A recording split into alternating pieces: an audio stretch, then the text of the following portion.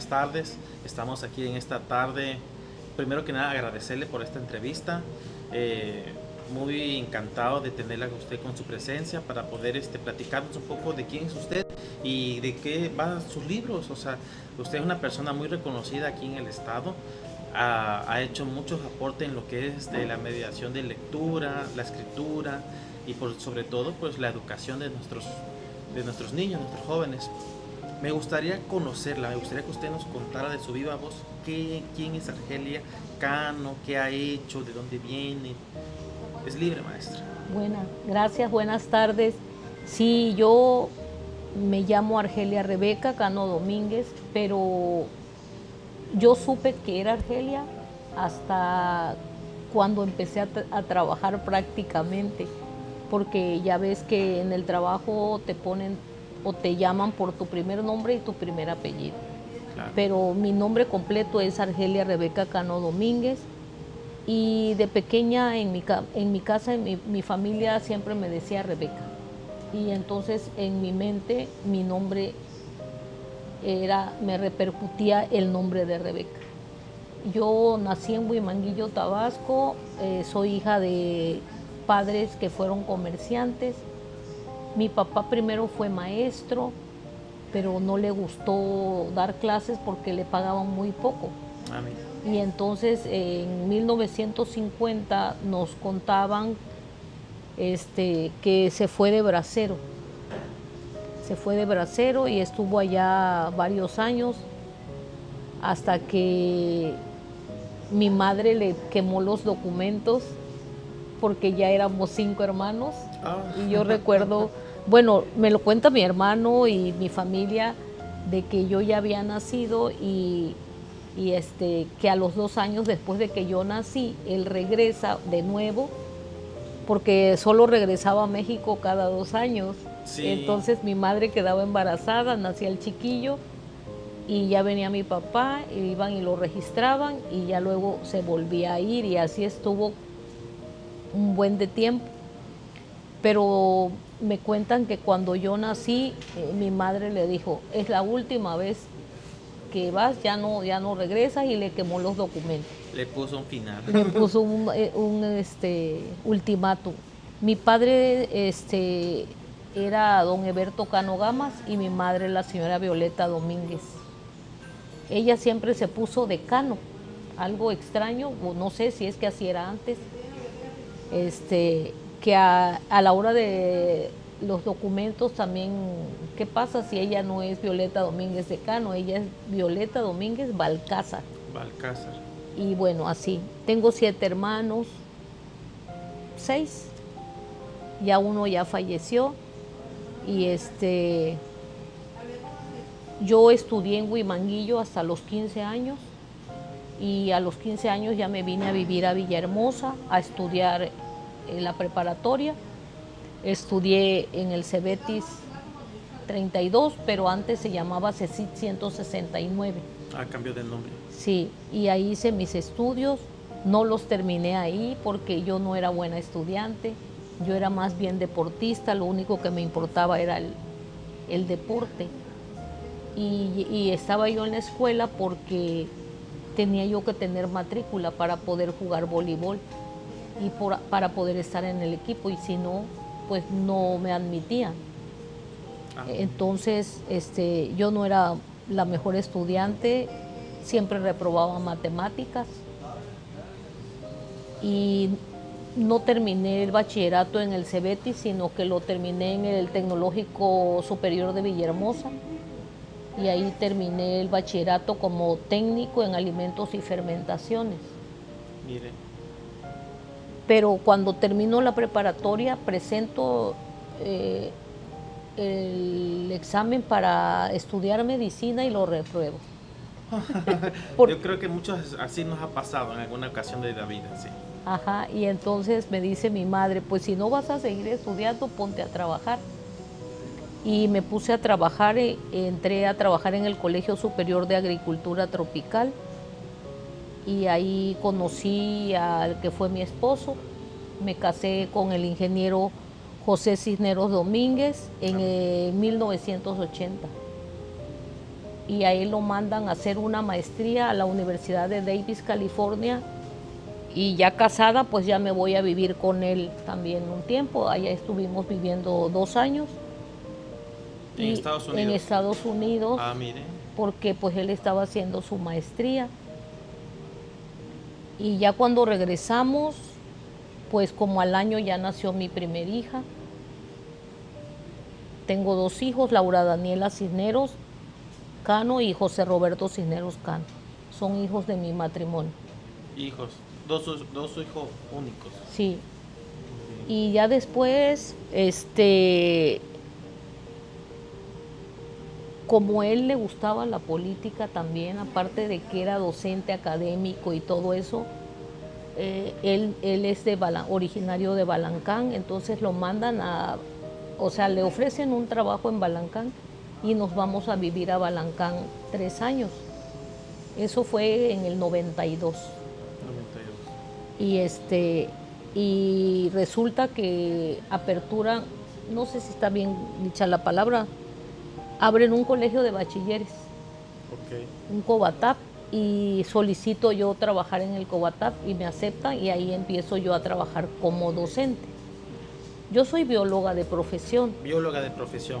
Sí. Por la UJAT. Por la UJAT, y también hice estudios de maestría en protección ambiental. Y claro que cuando abren el colegio de bachilleres en Balancán, pues solicité y me dieron el trabajo, y empecé siendo docente de las asignaturas de biológicas. De las asignaturas biológicas. Ok. ¿Qué tiempo tardó ahí? Ahí estuvimos 3 años, pero resulta que en el municipio de Balancán, en la cabecera, hay una escuela normal, urbana. Y como yo soy bióloga, yo no sabía nada de lo relacionado con la docencia. Y yo me iba todos los días a la biblioteca de ahí del municipio, y ahí tienen todos los libros que usan los estudiantes de la escuela normal. Entonces yo llegaba y leía todos esos libros de las características de un docente, la pedagogía, Métodos de enseñanza. métodos de enseñanza y aprendizaje. Leí muchos libros relacionados con lo que es la educación. Yo creo que eso le funcionó bastante bien para el momento de hacer sus clases, ¿no? Posteriormente, maestra. Después como mi hija Laura Daniela, ahora sí que era muy estudiosa, es muy estudiosa, ella es ingeniera, gana el concurso de conocimientos de los niños de 6º grado. Y pues yo le dije en ese momento a su papá, le digo, mira, ¿sabes qué? Yo creo que Balancán no es para nuestra hija, hay que irnos a Villahermosa. Quedaba chico. Ajá, según mi pensamiento. Y ya nos regresamos a vivir a Villahermosa para que ella continuara estudiando acá. Y pues estando acá, igual yo siempre como que andaba buscando qué hacer y estudiar más, y me meto a la maestría en la UJAT. Cursé los estudios de maestría en protección ambiental. Ah, mire, afín Sí. a su carrera de biología. A mi carrera de biología. Ya trabajaba yo en colegio de bachilleres y continué trabajando ahí en bachilleres por 26 años. Ya ahorita estoy jubilada. Es maestra jubilada entonces. Sí. Por Cobatap, Por el colegio de bachilleres. Ya estoy jubilada desde el 2018. Ah, mire, muy bien. Y después de eso, maestra, ¿qué hizo? ¿Qué le motivó a continuar después ya de jubilada con la escritura? Bueno, tengo que confesarte que yo me divorcié, ya no recuerdo en qué año, pero sí tiene como 20 años eso. Sí. Entonces, en 2013, ya estando divorciada, yo buscaba actividades para recrearme, ¿no? Sí. Lo que le llaman terapia ocupacional. Y entonces a mí me gustaba escribir, ahora sí que yo escribía poemas, ¿no? Del corazón, del Ándale. alma. Entonces ingreso a la Escuela de Escritores José Gorostiza en 2013 y Sí. ahí empecé a estudiar todos los talleres relacionados con la escritura creativa, lo que tiene que ver con redacción, poesía, cuento, todo lo que tiene que ver con la escritura creativa. Y ahí es donde empiezo yo a interesarme formalmente en lo que es la escritura. Ok. A partir de la iniciación en la escuela José Gorostiza, ¿no? Sí, Ah, ok. ahí tuve de maestro a un profesor, José Ramón Monsiváis, un maestro muy joven en ese tiempo, y él fue quien me enseñaba, tallereábamos con él todo lo que era poesía. Ok. Nos enseñó todas las bases para escribir poesía. Un gran maestro, pues de donde que usted salió una gran alumna también. Creo que sí, la verdad, mis Maestro. respetos para el maestro donde esté. Y fíjate que después conocí al maestro Álvaro Solís. Él bueno, en ese momento lo traían como el especialista en poesía y con él tallereábamos varios poemas. De hecho, por ejemplo, los poemas que están en este libro de Aromas que trae el viento, hay varios poemas que yo tallereé con el maestro Álvaro Solís. Ah, muy bien. Entonces, fue muy interesante estudiar ahí en la escuela José Gorostiza. Bueno, para los que no conocen lo que es la escuela José Gorostiza, es una escuela referente de escritores aquí en Tabasco, ¿no? Sí, pues es la única creo que hay aquí. De hecho, muy interesante. No sé toda la historia de la escuela de escritores, pero sé que ha habido maestros importantes. Sí, sí, sí.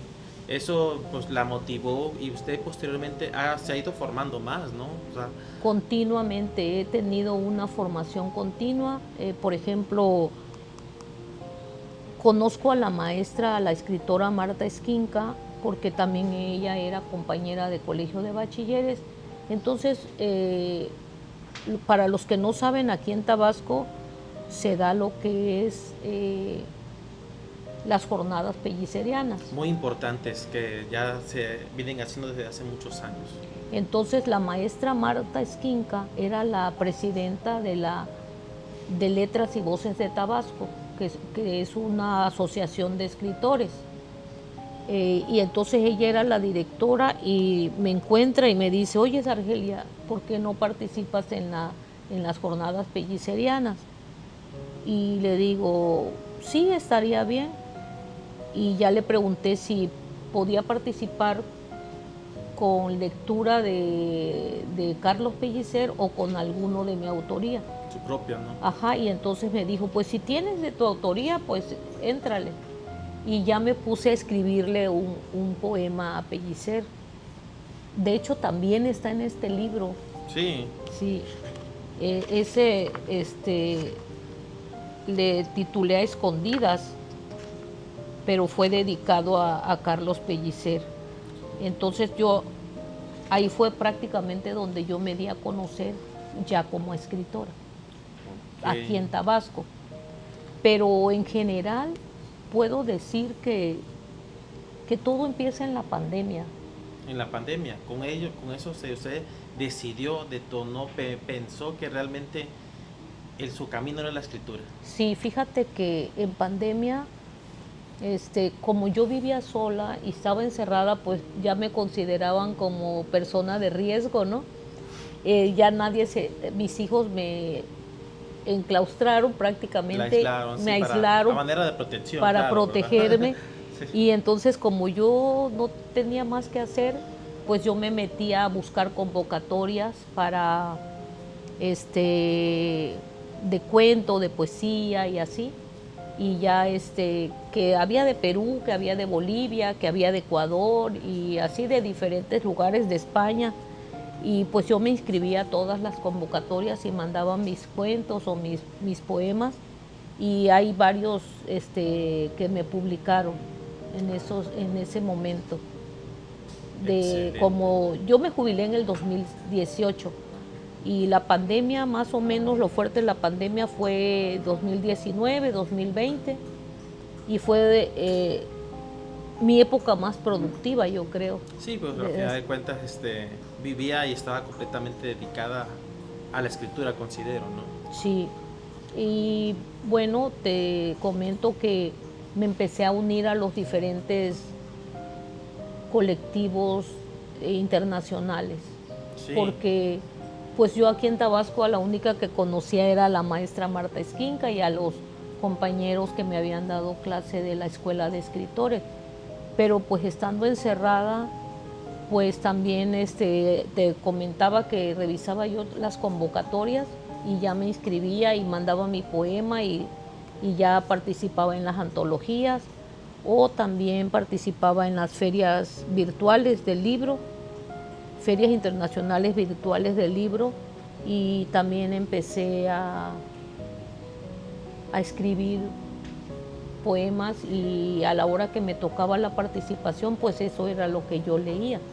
entiendo. Leía poesía de mi autoría o a veces me invitaban a dar alguna conferencia, también lo hacía.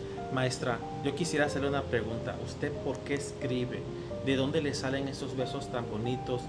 Esta colección de poemas, hace tantos libros, tanta letra que sale de su alma, de su corazón. ¿Qué la motiva? ¿Qué es lo que Pues le mueve? yo creo que el hecho de estar sola y sin qué hacer, mi mente no descansa Claro, y como te decía, estoy en varios colectivos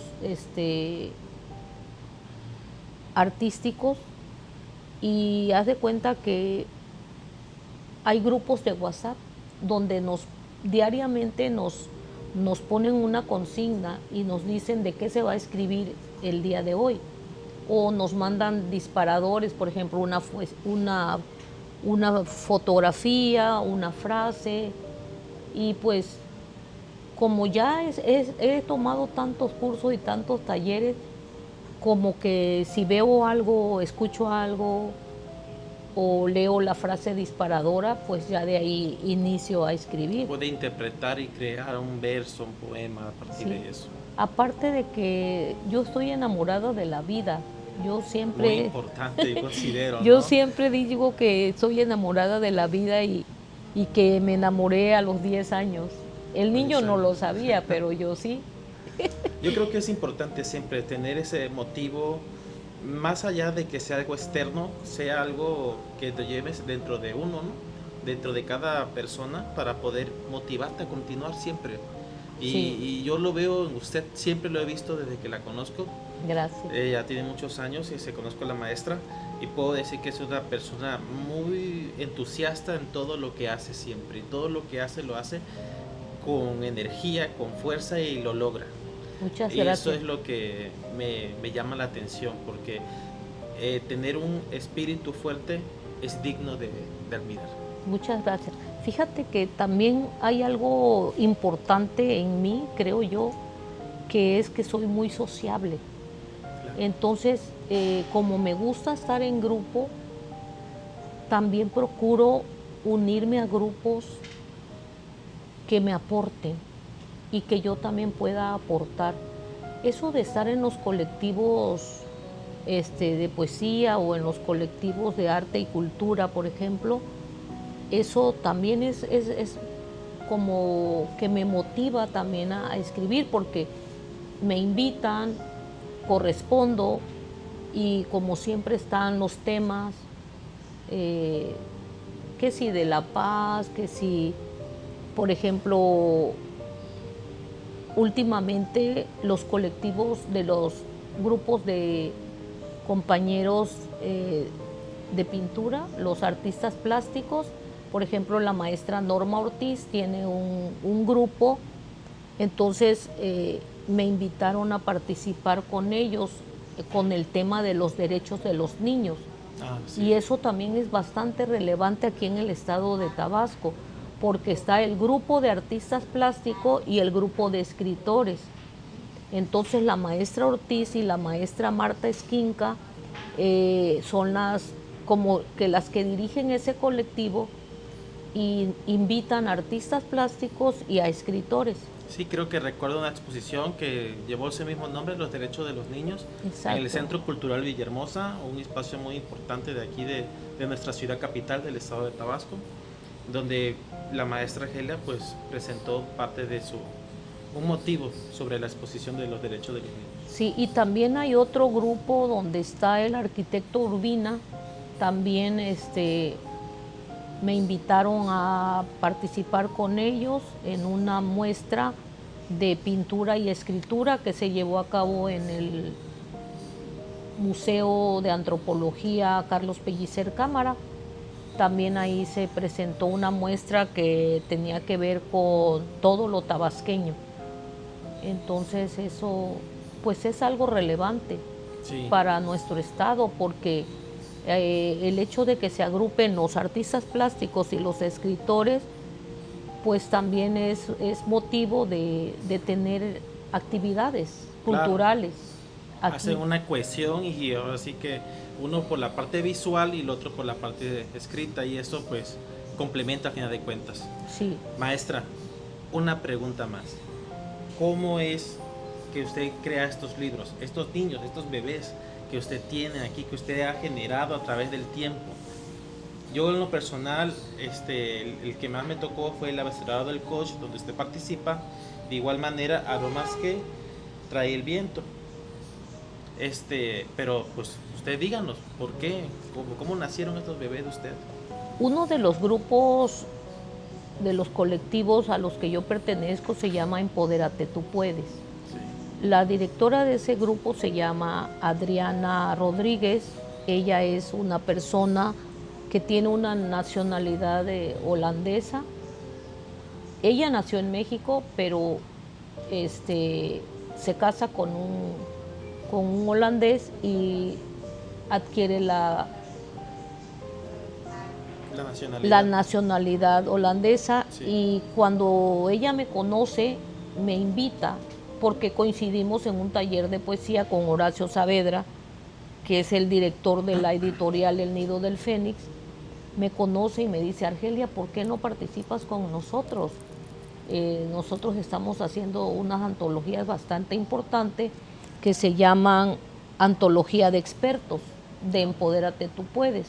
Y ahí es donde yo inicio a escribir para ese grupo que se llama Empodérate, tú puedes. Y con ella inicio en esta primera ocasión, participo en la segunda antología de expertos, porque ya ellos ya habían hecho la primera. Sí.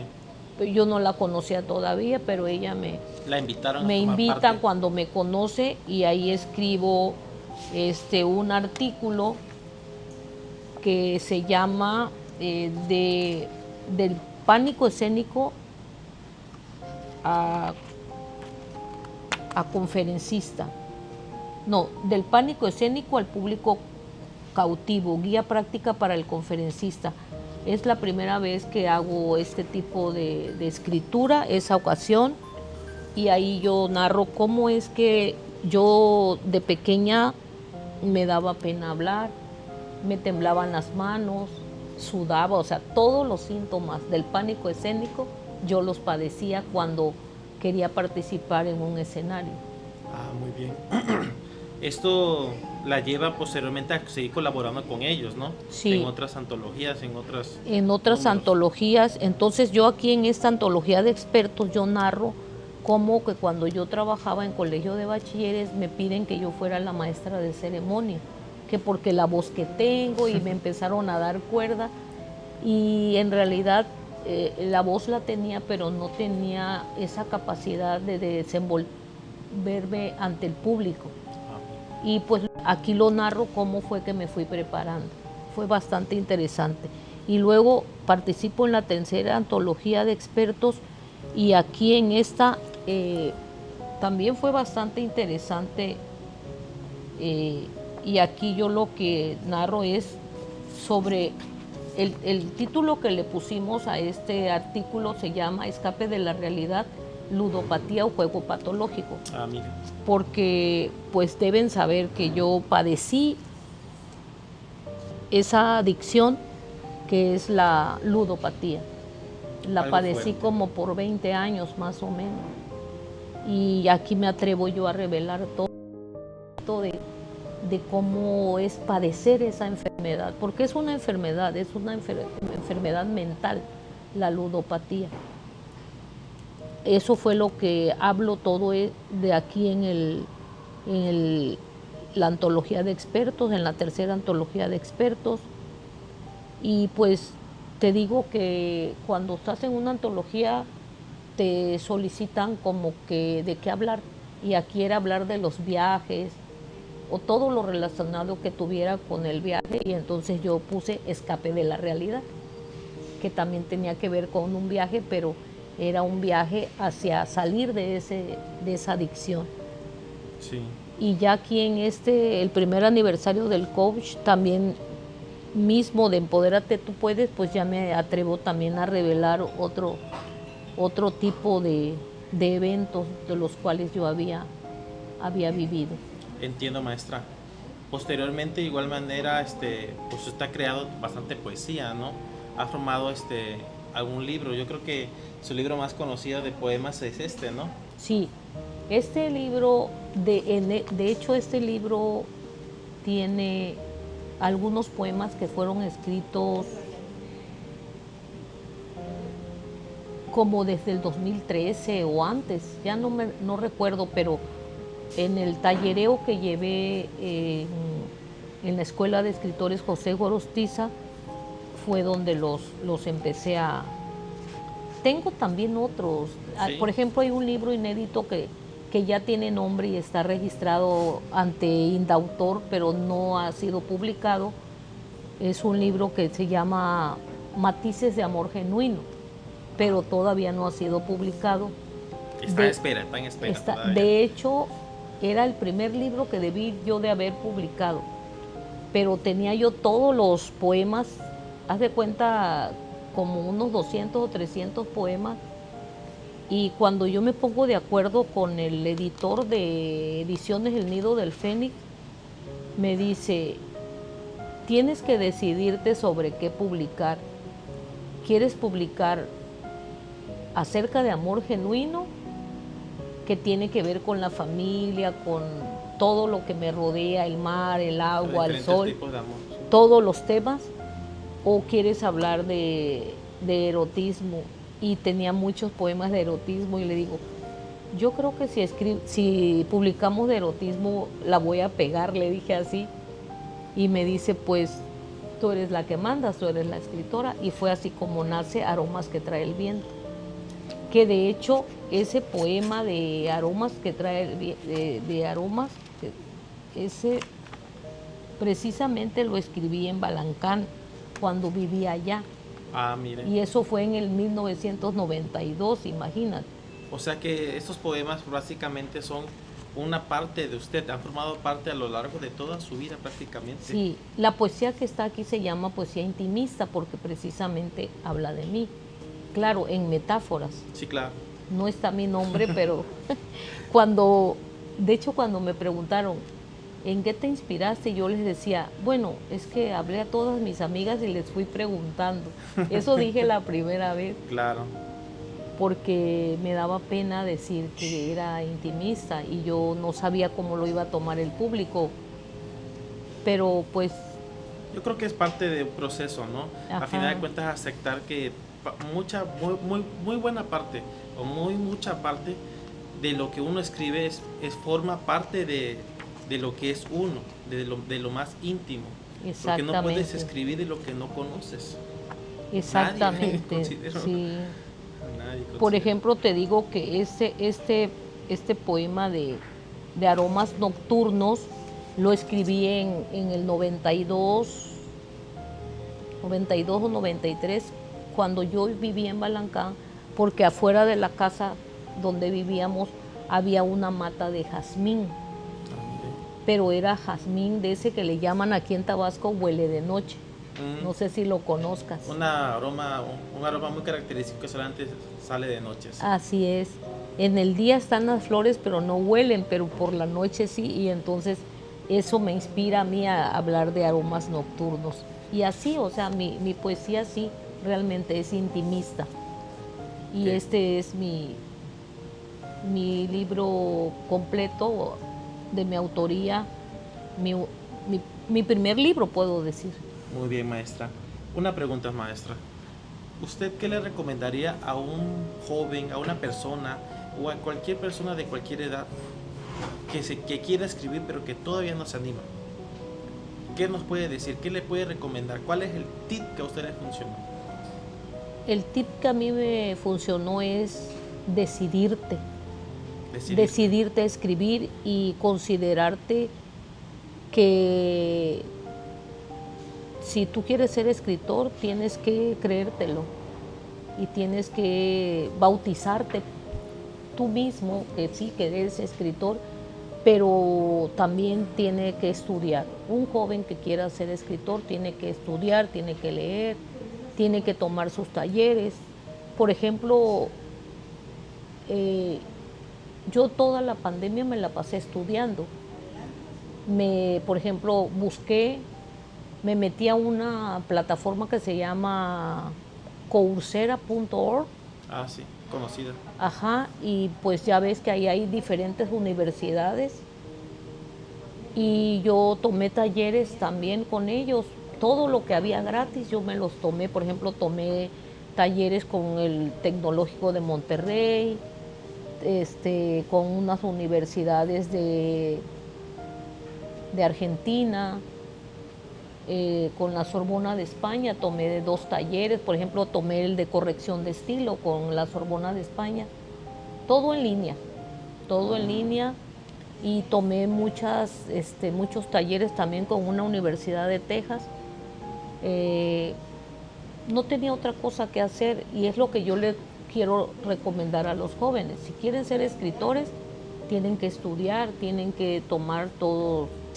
eh, si pueden estudiar letras, pues adelante. Claro, sería lo ideal, ¿verdad? Pero pues muchos tenemos ese gusanito, esa inquietud, ¿no? De escribir. Pero yo creo que tal vez nos animan, o sea, eso yo considero que sería lo primordial, ¿no? Como usted menciona, decidirse. Decidirse y escribir. O sea, que tengan una libreta, no sé, una libreta, una agenda, un diario y que todos los días escriban. Hay muchas técnicas, por eso es importante cursar, los talleres, porque cada maestro te va a dar un tip. Por ejemplo, hay un maestro el maestro de Paz, Héctor de Paz. Héctor de Paz, que es un maestro de aquí que da clases de poesía, de cuento y de diferentes talleres, él me recomendó que te levantaras y que lo primero que hicieras es ir a escribir todo lo que se te ocurra o incluso lo que hayas soñado. Una técnica muy... Esa es una técnica.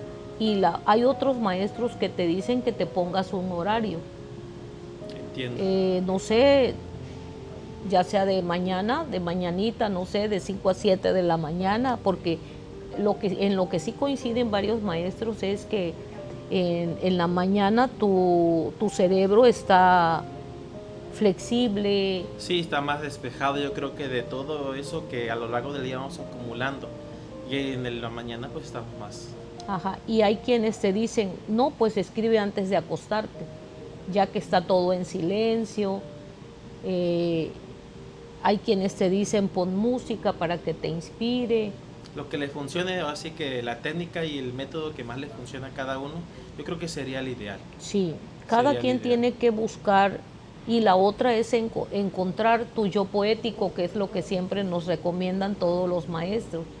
O sea, ¿qué quieres decir y cómo lo quieres decir? ¿A quién se lo quieres decir?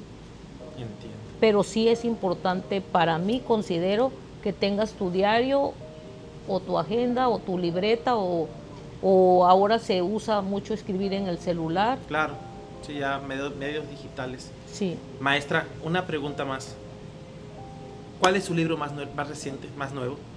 ¿O cuál es la primicia que nos trae? fíjate que como soy mediadora de lectura y también he sido voluntaria del programa estatal de lectura, desde el 2022, creo, pues me he motivado a, a escribir este libro nuevo que se llama El arte de leer. Y en este libro, El arte de leer, yo lo que les presento es mi experiencia como mediadora de lectura. Y aquí yo les presento por qué debemos de leer y por qué enseñar técnicas de lectura. Por ejemplo, en este caso, que es a lo que me refiero en este libro, son técnicas de estrategias de lectura. Ah, mire, muy bien. Yo creo que eso sería muy interesante, ahora sí que todos lo leyéramos, todos lo conociéramos, porque muchas veces nos falta saber cómo leer, ¿no? Cómo aprender o cómo darnos ese tiempo para poder, O si quieres compartir lectura, cómo hacerlo. de igual manera. Esa es una parte que no tocamos también, de igual manera, maestra. Yo creo que su trabajo como mediadora de lectura es un trabajo muy, muy leal, muy honesto, muy congruente con retribución a la sociedad, porque pues si bien lo sabemos, no es algo que te paguen por hacerlo, es algo que es totalmente honorario y usted lo hace de manera desinteresada. Ahora sí que se traslada, lo hace de corazón, considero. Sí, fíjate que cuando yo me jubilo, pues pensé, ¿y ahora qué sigue? ¿O a qué me voy a dedicar? Y primero lo inicié como terapia ocupacional y empiezo yo a leer y me conectaba a Facebook Live y ya decía, hoy les voy a leer de este libro.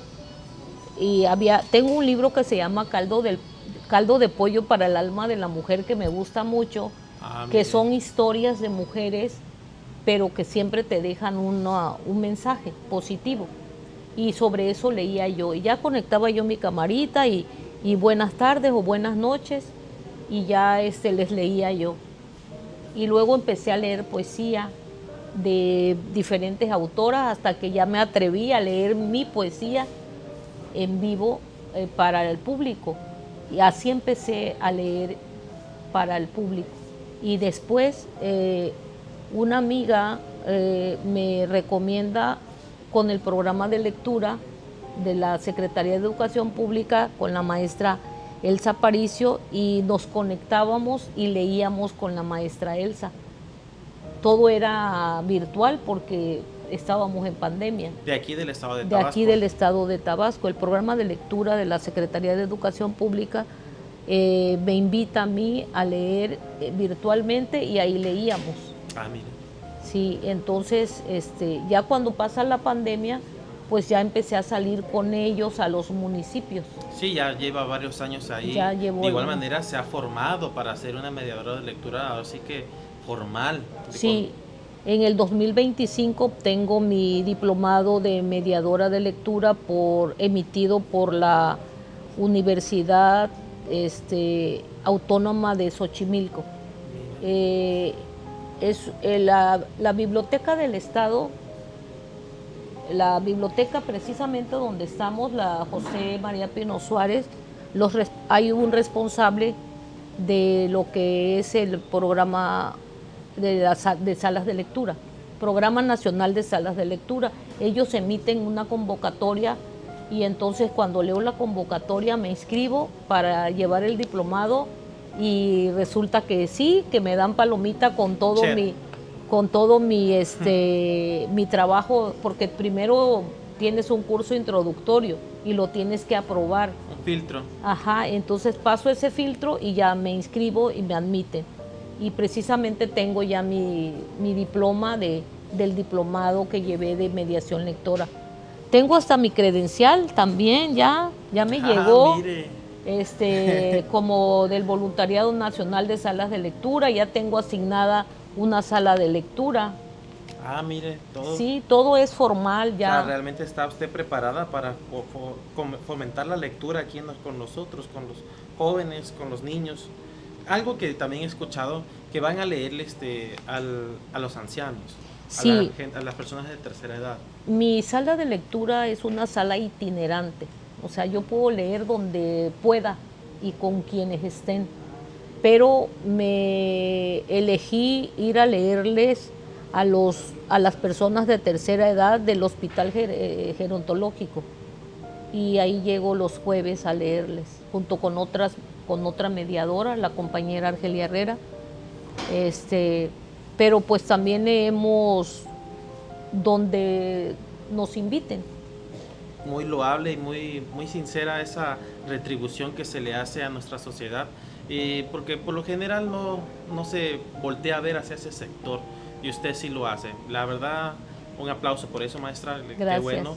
Y pues, ¿algo más que usted quiera agradecer o pues decirnos? Solamente gracias a este compañero a usted, Rigoberto por hacerme esta entrevista, y me gustaría invitar a todas las personas a que se sumen a participar en el fomento a la lectura. Nos hace mucha falta, la verdad. Sí. Con quien usted pueda compartir lectura, puede leer cuento, novela, poesía, lo que tengan que leer es algo bello. Por mi parte, es algo, como decía el compañero, una retribución a la sociedad. Es un servicio social que se le hace a la sociedad de todo lo que hemos recibido también. Entonces, están invitados a leer, y a los chicos o a los grandes. Por ejemplo, yo ya tengo 65 y apenas empecé a escribir hace poco tiempo. O sea, no hay edad para... No hay límite. No hay límite de edad, no hay tope para hacer lo que siempre has querido hacer, y puedes contribuir a tu sociedad, que eso pues es algo importante. Gracias, maestra, por la entrevista. De igual manera, estaremos pronto visitándola, checando su información para leer su próximo libro, ya prácticamente ya listo para salir a presentación. Esperamos estar ahí con usted, como siempre. Muchas gracias, Hasta encantada. luego. Gracias, maestra, a usted. Gracias.